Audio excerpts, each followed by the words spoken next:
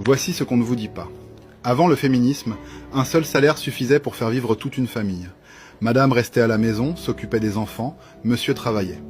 Puis certaines familles fortunées et la CIA ont financé le mouvement féministe, pas par souci des droits des femmes, mais pour doubler l'assiette fiscale.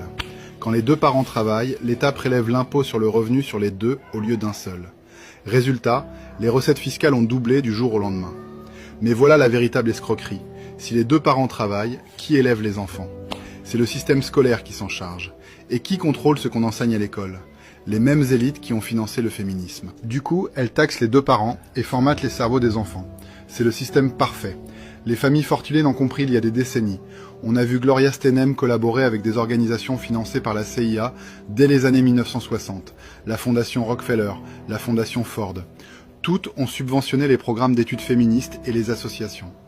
On vous a vendu ça comme une libération, mais c'est du contrôle pur et simple.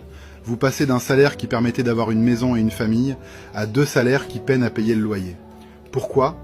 Parce que quand les femmes ont massivement intégré le marché du travail, les salaires n'ont pas doublé. Ils ont été divisés par 2. Loi de l'offre et de la demande. 2 fois plus de travailleurs égale les employeurs peuvent payer tout le monde moins cher.